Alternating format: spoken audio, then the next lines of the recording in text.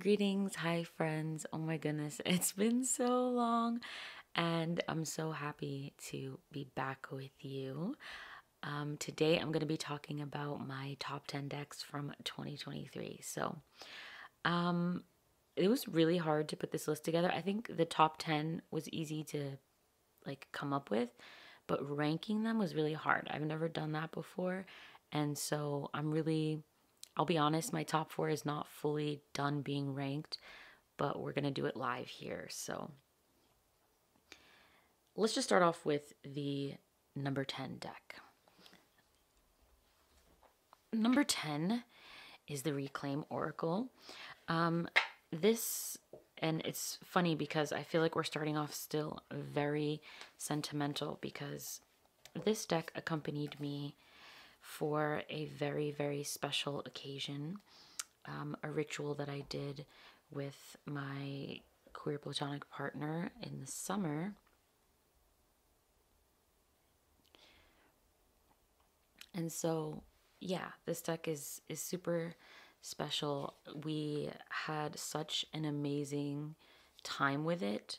It just held the space really beautifully. And yeah, I mean, I don't really know what to say because obviously the experience was very personal. But yeah, I don't even know. I'm like, I want to pick like cards that were like, oh yeah, this was definitely one of them. Yep, here's another. Okay, so I had a feeling that they were going to be in a very specific order. But yeah, it was just I don't even know what to say. It's number 10, so I guess there's not really much to say. And it seems like, honestly, I remember from 2022 that this deck was also held a space for me at a very particular time in 2022 as well. So it seems like this is not a deck that I use like often or, on a regular basis even, but it tends to hold the space really beautifully for when I need it. For these highly charged, really important moments in my life, somehow this deck, it shows up. And it really meets the need so beautifully. I mean, yeah, I don't know. My QPP also has this deck, so, they love it so much. And so that just adds another layer of specialness to it. And yeah, I think that's all I have to say on the Reclaim. Let me check my notes. Yeah, that's pretty much it. It's one of those that just, it's for the moment, and I'm so happy to have it. I can't wait to see like what future things it shows up for. So yeah, that's the Reclaim Oracle. Okay, I gotta up the vibes because the next deck is the Cantigee. And I'm sure you've probably seen many folks talking about the weekly practice that you do. There's 52 cards. So once a week you pull a card starting from the winter solstice. And that is exactly what I did. And oh my God. Oh my gosh. Okay, so which way do I go, guys? Tell me. Nope, not that way, this way. Yeah, so it's such a stunning deck. And it was really special to, yeah, and it's all over the place. I'm not going to like flip them. At least I don't think I will flip them every single time. But yeah, I did the weekly practice with it. My goal wasn't to necessarily like do every single thing that the guidebook said, because let's be real, it is a chunky guidebook. How many pages are we looking at?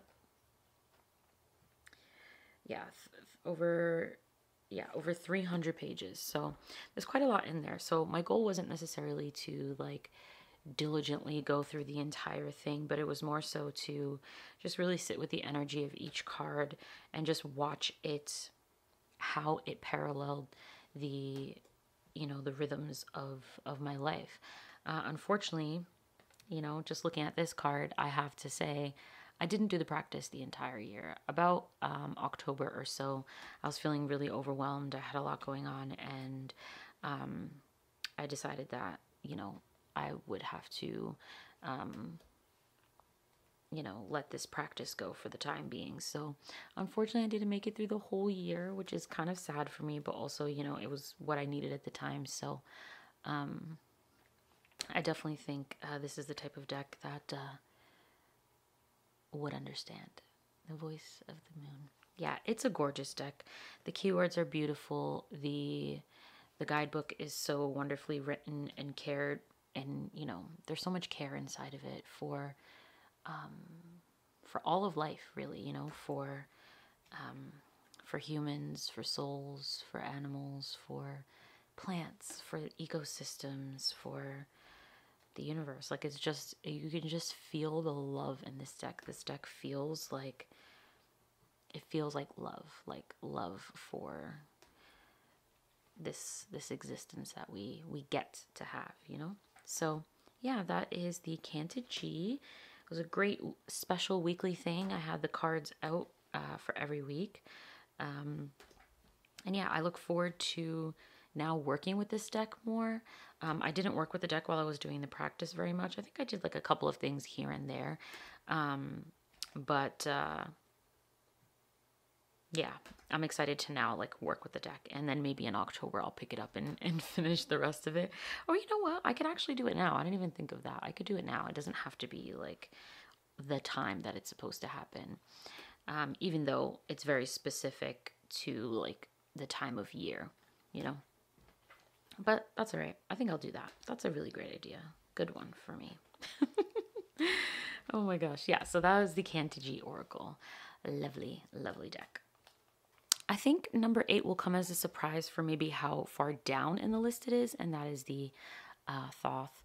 Oh, yeah, that's the back. This is my fully trimmed version, the one that I tend to play with most often because it's in the size that I like and it's borderless. But yeah, you know, so of course, this is Thothtober. This is how I started my channel.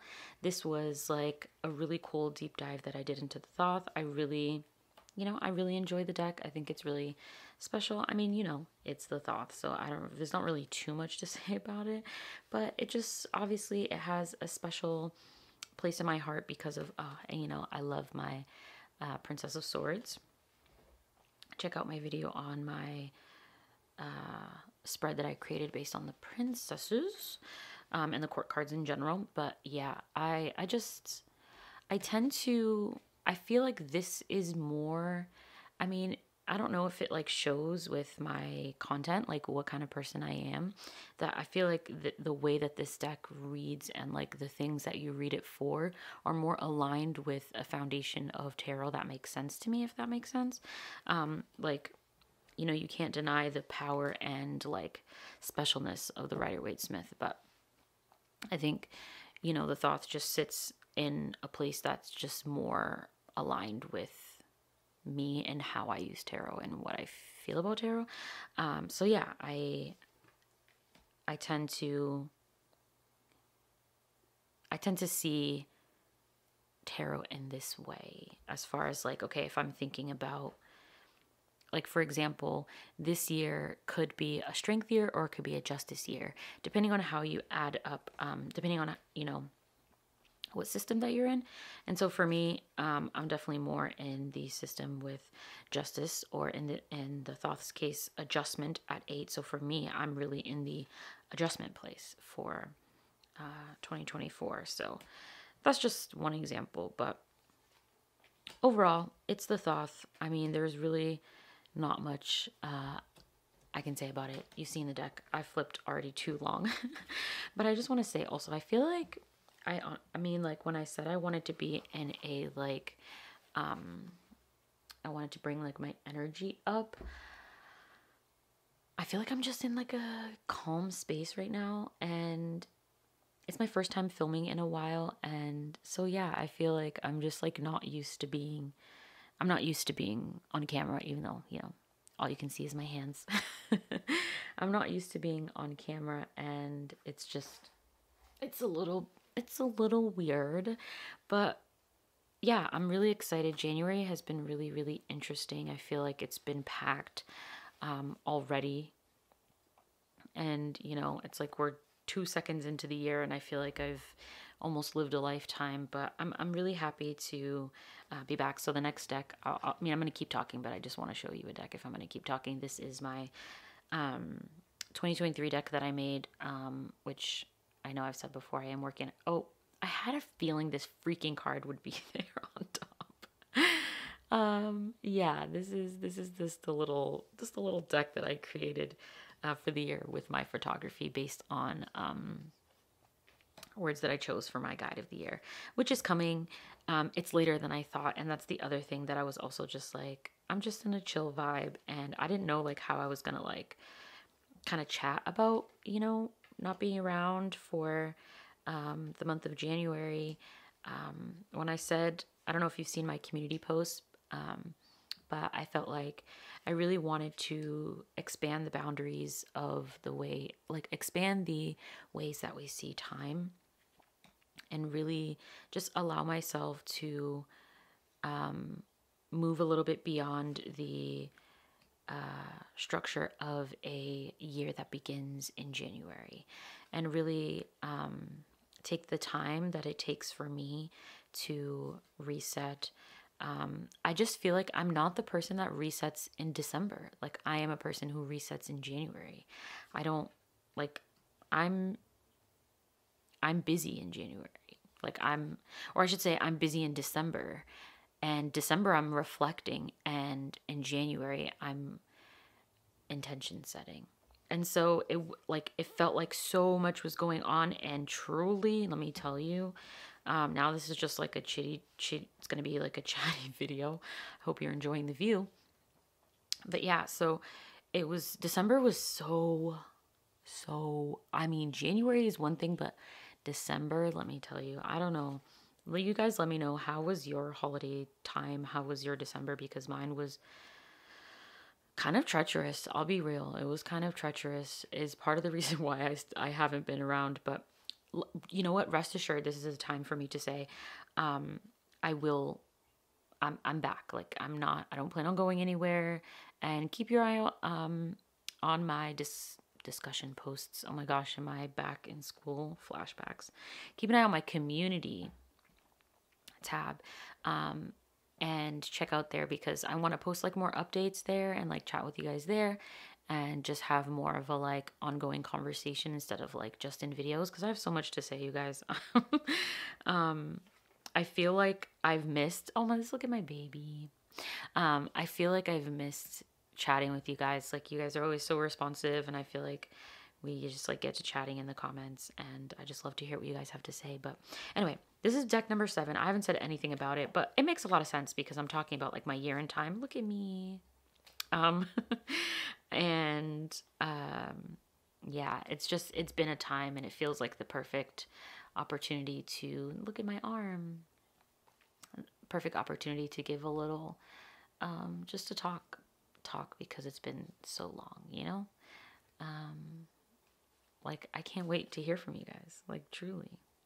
And just real quick, I want to show also just the word only devotion, which is crazy. I've never actually edged it. Like, I can't believe I've never edged it.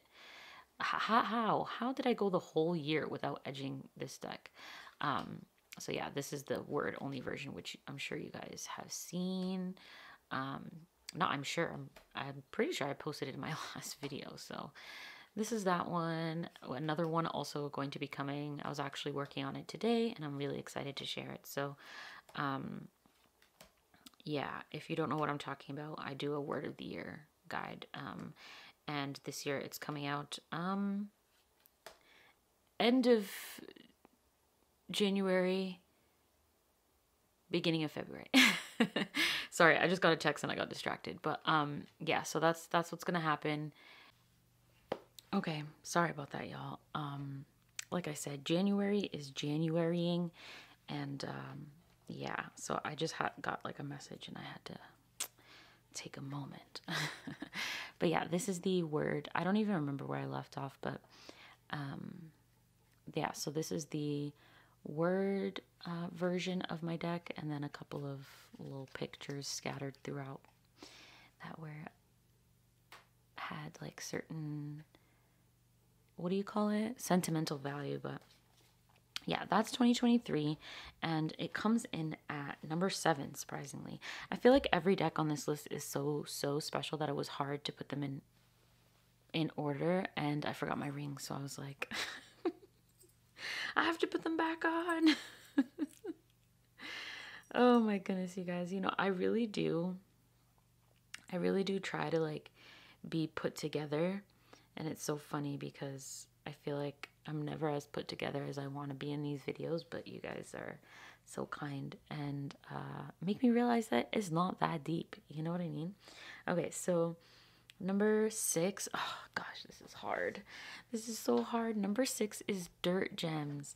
You guys, I honestly, it could have been higher. This list, it's not, I don't know, it's not legally binding because I love this deck so much. It definitely is my favorite plant deck, I will say. And the guidebook, oh, let me grab the guidebook.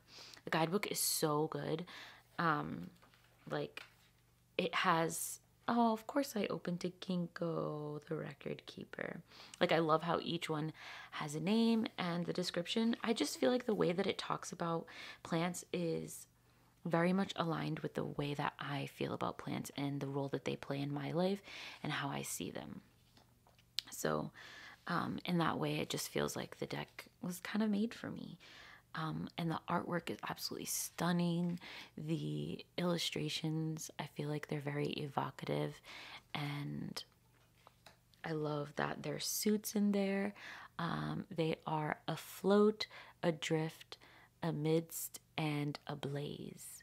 And they are for the elements, you know, fire, air, water, earth, and with this deck, it was one that I used for daily draws at one point, which was really wonderful. I actually want to do a video on decks that work really well for daily draws. Oh my gosh, is this deck out of print now? I'm not sure if it's currently still available, but I will link the creators just in case if there is information about, you know, any future printings or anything like that. So, but yeah, so it was part of like a morning routine that I was doing with music about a specific plant. Like the song was about a plant. I'll put it in the description below so that you can check it out if you're interested. I can't remember the name. I know that it was called La Verdolaga, but off the top of my head now, I can't remember exactly. I can't remember more about the plant or the singer, the musician. So I'll put that in the description. But yeah, so that was like part of my morning routine. And it was like perfect timing that song came into my life. And this deck, I was working with it for daily draws. And so it was like part of me getting out of bed in the morning. I journaled with it. I used it for working with my deity, intention setting. It's just an all-around beautiful deck. And I also love the black backgrounds. Like, it's a really gorgeous deck. Like, it's just really beautiful. And I want to, like, yeah. Maybe I'll do, like, a video on this deck. I want to do more videos on specific decks, but, like, I'm not exactly sure how. Like, I've never really, like, put together, like, how I would want to, like, do specific deck videos. But I also think that comes down to the deck and how I use it, how I would make a video. Like, I don't know. I know my last video was a walkthrough, but like, I don't know if I'm like a walkthrough person or like I don't want to flip through a deck in a sense of like present to you the deck in a way that's like, hey, like a review in that way. I feel like I'm more of a review and just like talk about my use with it and how it is, which I guess is fine. St. John's wort was one that was really special. I really, yeah, it came up for me in a special reading that I journaled about, and I've come back to that reading a few times and just really sat with the questions that came up. And I feel like it's like it was a really beautiful reading that just like, you know, those ones that you just really come back to. And they sort of, I think that's really actually how this deck works a lot with like coming back and coming around in rhythms and cycles. The word that comes to mind with this deck is weaving or weaver. I feel like it's definitely a weaver. it tells a story, but more so it sort of reveals or like illuminates a story. It like works with you to create a story. I don't know. I still have so much to explore with this deck, so I'm really looking forward to continuing to work with it this year. I think I definitely have to like create a practice around it because I love it so much. Yeah, that's the Dirt Gems. Oh shoot, I'm a mess. I wanted to do like a little one of these. Oh yes, this is a special one for 2024. So yeah, at least for me. So yeah, that is the Dirt Gems Plant Oracle deck and guidebook. All right, now what do we got next?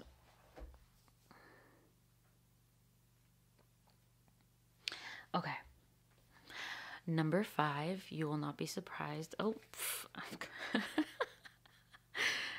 is the Ancestral Healing Tarot deck. This deck is still in a tuck box, which is funny because I don't dislike tuck boxes. Like, I'm not like against them, and I still haven't edged it. But it's like, it's kind of chippy, but not too much, considering it's like a very swishy. I don't know, the finish is one that I'm not totally like aware of, or like familiar with, I should say. Stunning deck, you guys. Absolutely. I mean, you can see it, right? It's absolutely stunning. But yeah, it's beautiful. It works really well, as I'm sure you've seen if you've, been on the channel, for, seen any of my videos. I feel like I've talked about it a lot already, but it works really well with the 2023 deck that I just showed you. I think I've featured it in a few videos. Anyway. Yeah, so as the title says, I have absolutely used this deck for ancestor work and am still navigating what that work looks like for me. And it's funny because I feel like this deck made me realize that I actually struggle with collage decks more than I realized. I don't know, there's something about them that leaves a lot more room for interpretation. Like, even though this deck is very cohesive, like it's not like Telesma or Ritual Tarot. Those are both other indie decks, but I just realized that collage decks, like decks with photographs, have a different energy, and they just have a lot more space. I feel like they're more air element. They're more airy. They feel they're not as intuitive for me, which I guess you could say is a more water thing. And I'm just maybe not like used to that. It makes a lot of sense. I feel like photography is a very like, I don't even know what to describe it as. But I do photography. It's one of my things. But yeah, anyway, that's a topic for another day. I love this deck. It's absolutely stunning. I mean, even with those issues, I really appreciate this deck and the heart with which it was created. And it's from an indie printer. Oh yeah, I love this 5 of Earth. Oh, I love it so much. And I really like the cardstock. Like I said, it's not one that I'm familiar with. Like the finish, I don't know if you can see it. It's like, it has like an interesting finish. Very, very, very swishy, but it shuffles so nicely. Look at that. I love this deck. It's like, it glows. Like, I feel like the color palette is not like extremely, and honestly on camera, I think it glows a little bit more on camera than it does in real life, to be honest with you.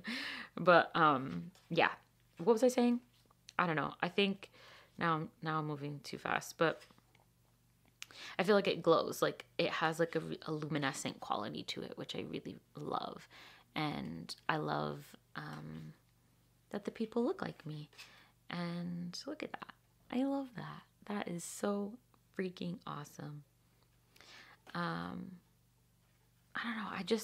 It's funny. I was saying the Cantigee felt like love. I feel like this deck also feels like love to me. It makes sense because the creators care.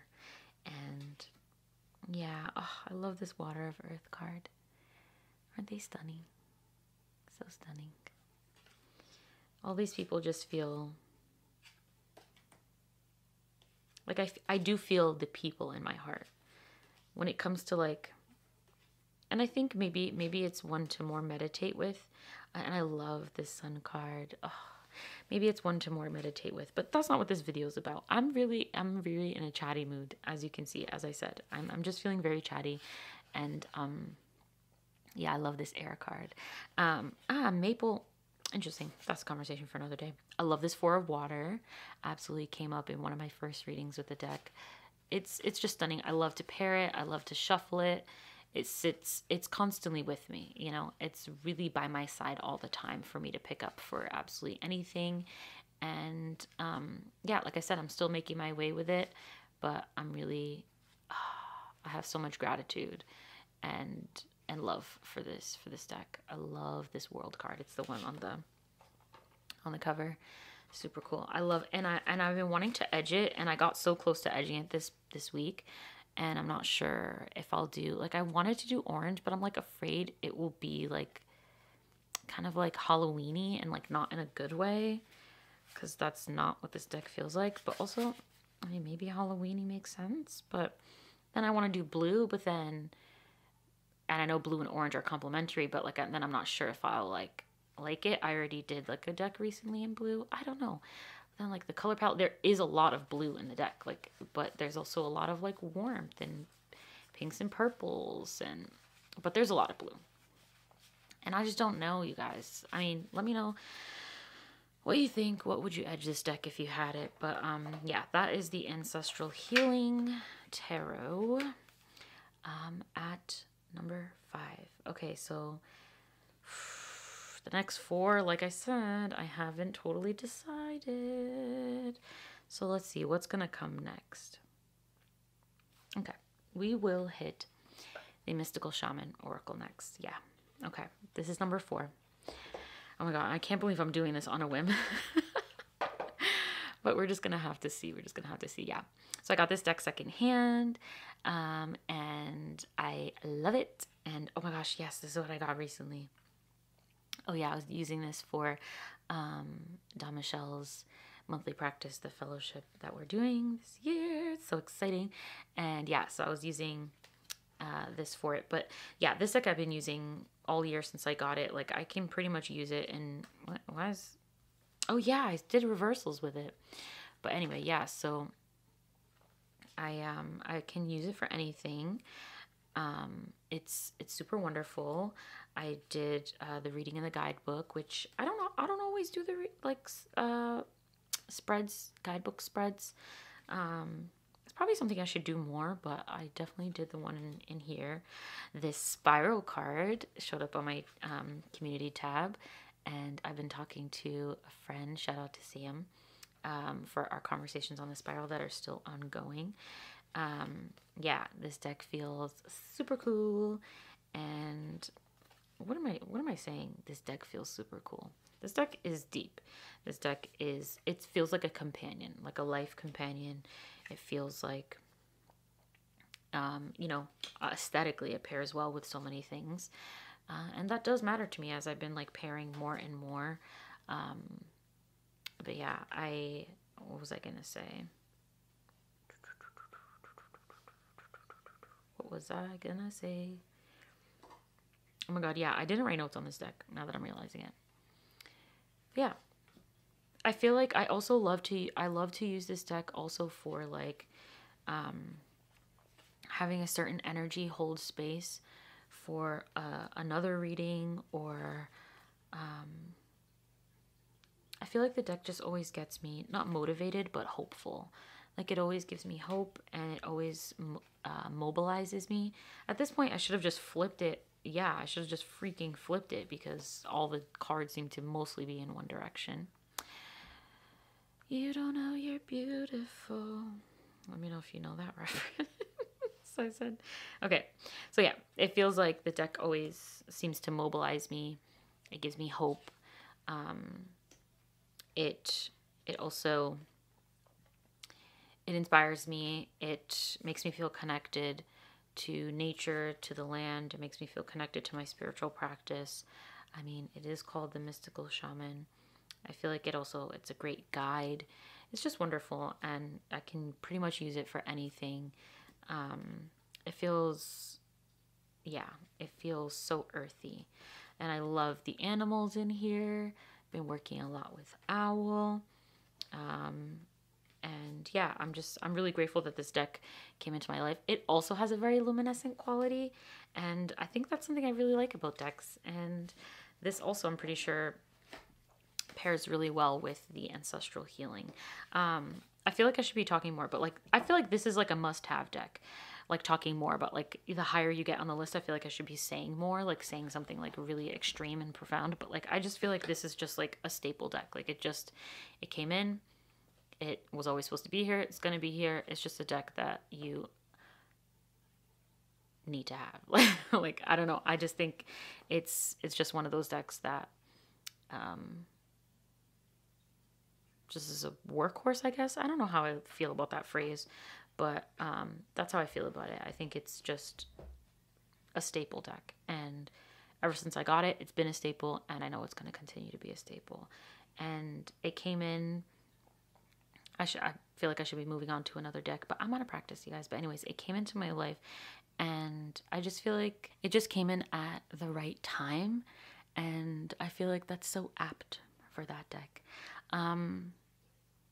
I feel like it also expands my mind for what my spiritual practice could be, for the types of things that I want to do. It broadens me, it expands me, and it also holds, like, it's very nurturing and comforting, and it feels like a grandmother or a grandfather, a grandparent who knows and can give you the wisdom that you need right when you need it. Like, they know about life, and like, they're always here, always there, always here to help you on your path, to give you the wisdom that they've acquired and pass it on to you so that you can then pass it on. Yeah, that's what the Mystical Shaman feels like. Okay, so we have the top 3. I don't know, guys. I don't know. Okay, let me grab them. Let me see. Okay. Top 3.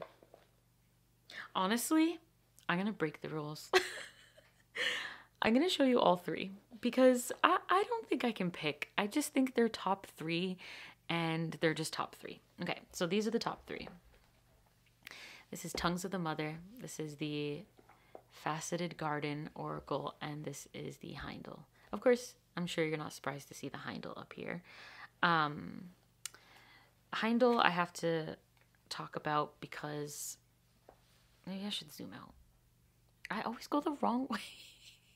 When am I going to get it? Okay, so, yeah, the Haindl, this is my quote-unquote vintage. I actually realized recently, I don't know why I was saying it was from 1990-something, whatever year I was saying. I don't actually know what year. I just know it's definitely an earlier printing.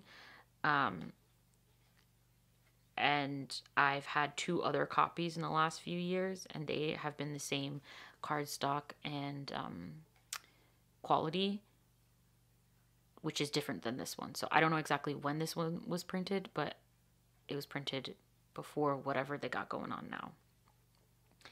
And yeah, so it's so lovely. It's like nice and thick. It does still riffle. Gosh, I don't know why I'm just like not actually showing you the cards. But yeah, let me pull out these other ones too. I don't even know how I'm going to do this because I decided to pull out all 3 at the last minute. Okay. So truly, I will say that these 3 decks being the top, Shrine of the, you know what? No. Okay. Now I'm getting really wild. All right. You know what? I'm going to show these as my top 2. They are. I knew they were. You know what? That's just me knowing, okay? I think it was hard to choose between those 2. I felt like Haindl had to be number 1, but it wasn't number 1, and I'm just going to hold it. But it wasn't number 1. It's in the top 3, but it's not number 1. Yes, I use it often. Yes, it's always near me. At least one of the copies is. Actually, so sadly, recently, I accidentally got my trimmed version all wet because I left a window open up in my studio, which is where I am now. And I left a window open on a day where we had like this big like rain wind storm thing. And yeah, a lot of things were wet. I had a book that was completely damaged. I mean, I still have it. It's readable. It's just very misshapen now. But my Haindl, my trimmed Haindl it was definitely ruined for the most part. Not really sure what to do with those other cards that are not ruined. Maybe I can do something creative with them.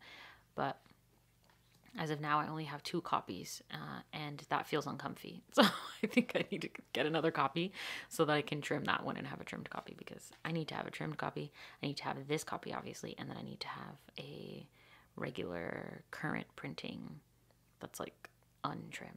I don't know. I just having those 3 works for me, because I need a trimmed copy, but I can't have my untrimmed copy always be this one, because this one, and what I was going to say before when I was talking about the 3 decks, is that it has a lot to do with deity. The deity that I have been working with, let's see.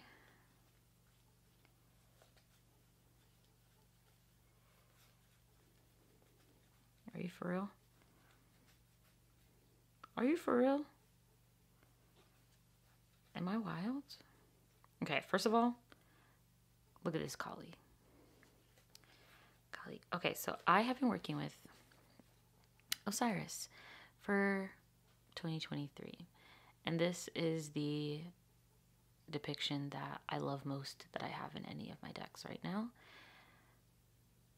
I just love it so much. It's so beautiful. And so this deck has, these 3 decks have had a lot to do with working with Osiris and working with deity, working with him and just exploring that avenue. But obviously the Haindl is one that I use for anything and everything else. It has a really substantial guidebook by Rachel Pollack. And the artwork is stunning. It's like, it never ceases to amaze me. It feels really honest and caring. This just feels like a deck of ecology and mythology to me. And I love that there's deity, myth, and story in the court cards. And yeah, so speaking on that, these last 2 decks, Tongues of the Mother and Faceted Garden. So the Faceted Garden is super special because it finally, I've had this deck for a few years, and the issue was it's a stunning deck and I absolutely love it. Like, Claire Mack's art is so stunning, right? However, I just couldn't figure out like where it fit in my practice. Like, it felt like it was always sort of like eluding use. And I think it's because of the keywords. You know, I've seen Claire's other deck, and I think the keywords are a little bit more, they're more keywords. I feel like this one's more maybe titles in some cases. Yeah, like nest, wreath, cactus. And so sometimes I had to work a little bit more to, you know, intuit that for reading. But when I began working with Osiris, it all came together and it made sense.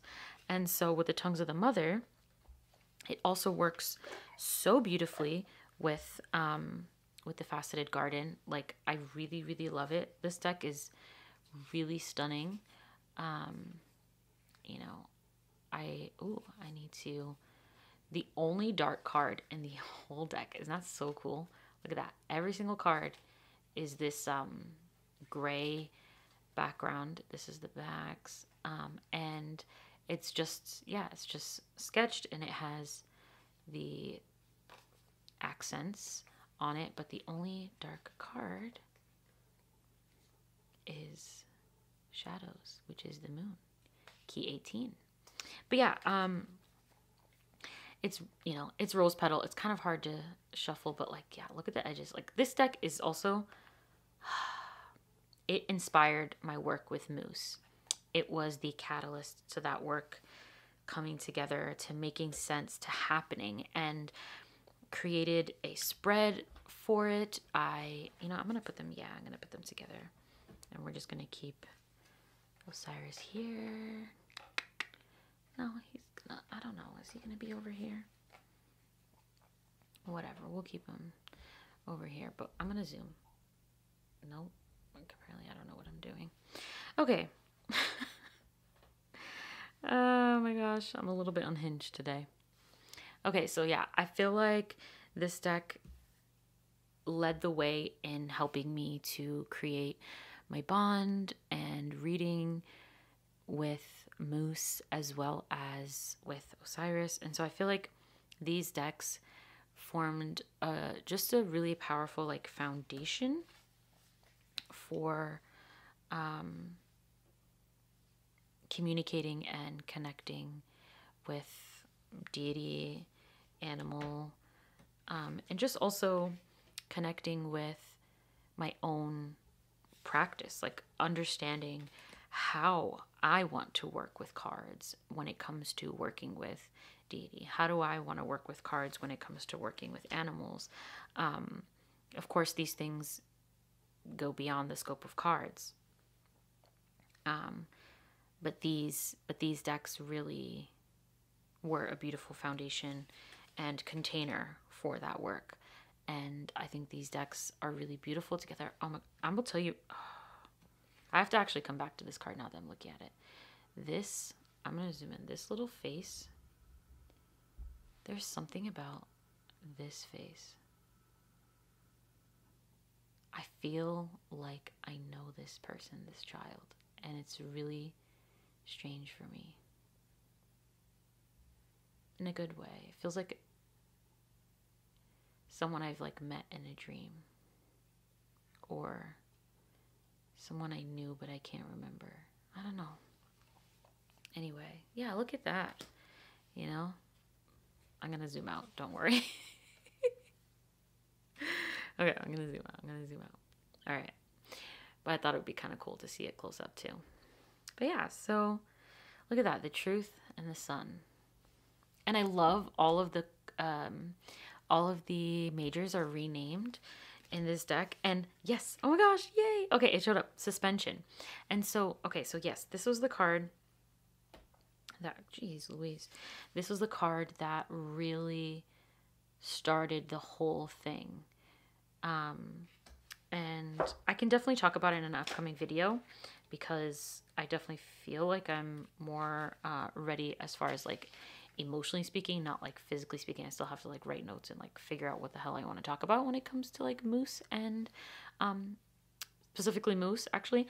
But what I love that the guidebook says here is, with the sacrifice of our perceived identity we see. And that has been sort of like my motto when it comes to Moose. With the sacrifice of our perceived identity we see.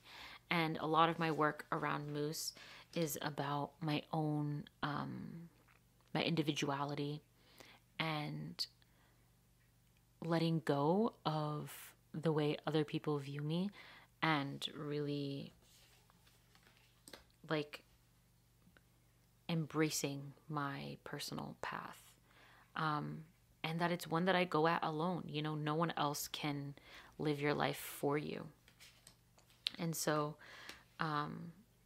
letting go of a perceived identity is how I've, you know, been better able to embrace just what is where I am right now.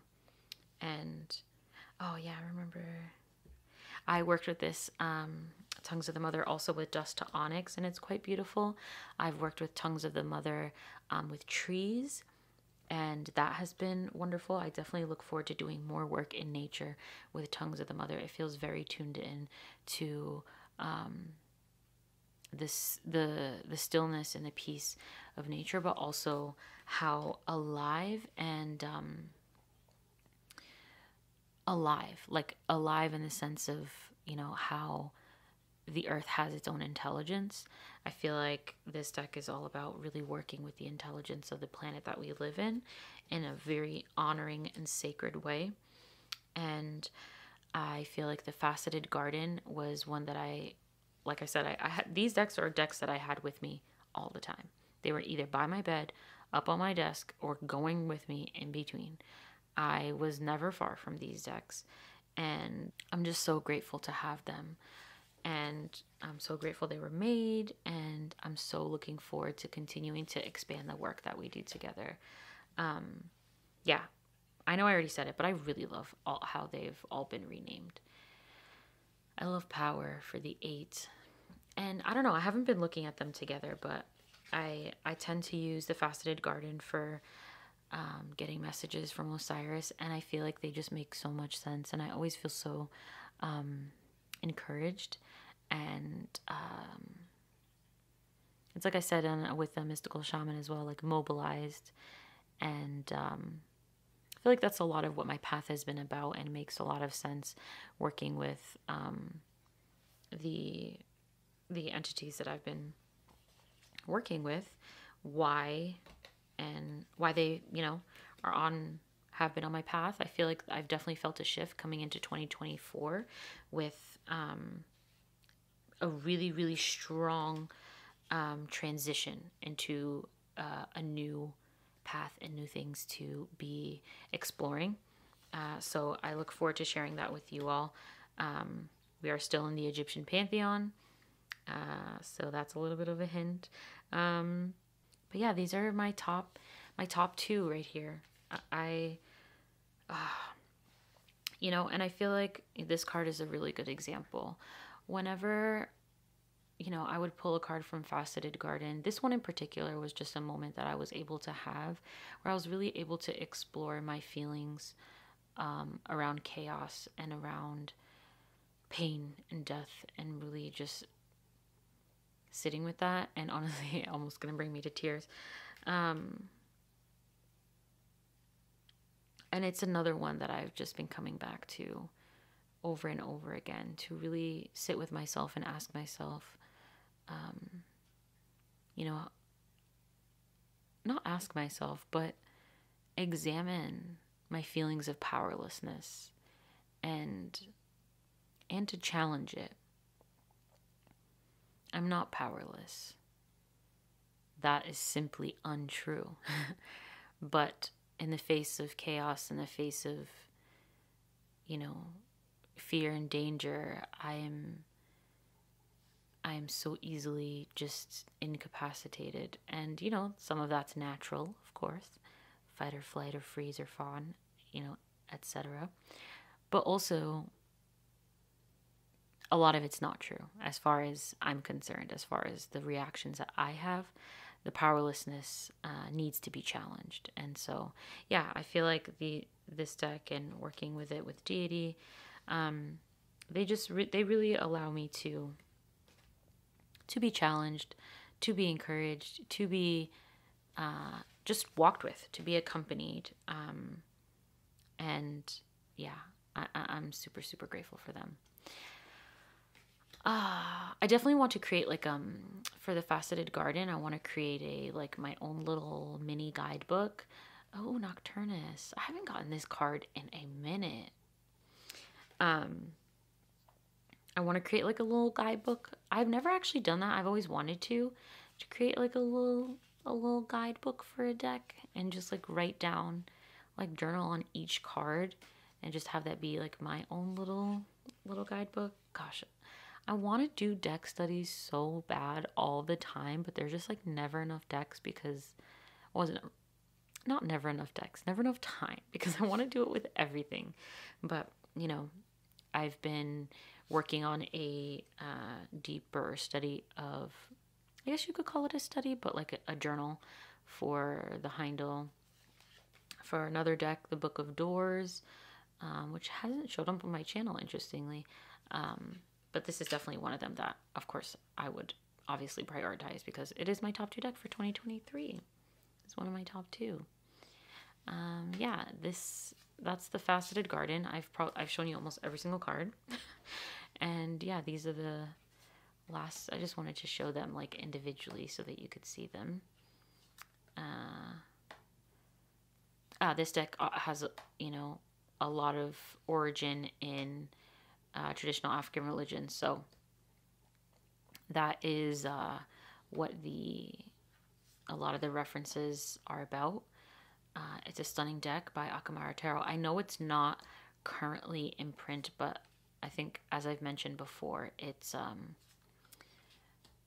there's a newsletter, so absolutely sign up for the newsletter if you're interested, and I don't think you will be disappointed with whatever future developments come from Akamara Tarot.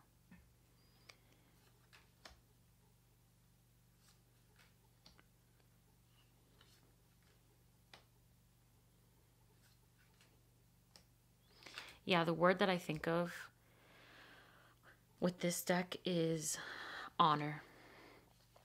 It makes me... I should have done that for every deck. Maybe... Oh, look at that. Oh, yeah. And I think I always say whenever this card comes up that it reminds me of somebody. Like, this feels like... It reminds me of a tiger lily. And I love that about it.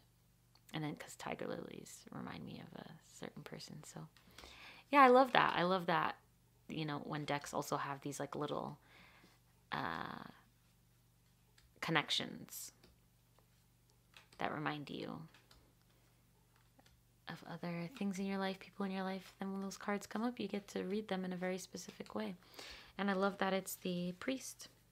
I love this Ashe card. Yeah, this is just, it's a stunning deck. If, you know... I think if I'm going to be honest, Tongues of the Mother might... No. I was going to try. I was really going to try because I believed it. I really did. I believed it for a second. But I don't think it's the case. I'm still trying to break in this... what the hell is it called? Rose Petal. But I haven't fully broken it in yet. It's been... I shuffle it really slowly. And... I haven't, and you can't really riffle shuffle it, so it's not one that I can really, like, put mad energy into. But what I did with the Dust to Onyx when I got the travel version is I used to, like, shuffle the hell out of that deck. I would just sit at my desk and just shuffle away, until eventually it started to break up a little bit. Oh, I know there's, like, a powder. Actually, I should look into that, because I would love for that deck to be a little bit less sticky. Just a little bit less. But yeah, those are my top 10 decks of 2023. I hope you've enjoyed this video. I have very much enjoyed having you here with me. I hope you've enjoyed the chattiness. And I am so looking forward to talking more with you. Please let me know your thoughts in the comments. I'm so excited to hear from you guys again. It's been really lovely to have the channel so far, and I feel so blessed to have carved this little space here and to have you all be here with me. And what else was I going to say? I don't know how much I left in from earlier when I was talking about the guide and that releasing, you know, end of January / beginning of February, but look out for it if you're interested, and I'll be really, really happy to share with you. And I'm also really looking forward to creating more like little guides for seasonal practice, for a seasonal guide for your word of the year or your intention for the year, or whatever your goals may be on a more on a larger scale. I'm really excited to be creating resources around that, because it's something that I do in my practice, and whenever I do something in my practice, I really want to share it and bring other people into it, and yeah, just invite us to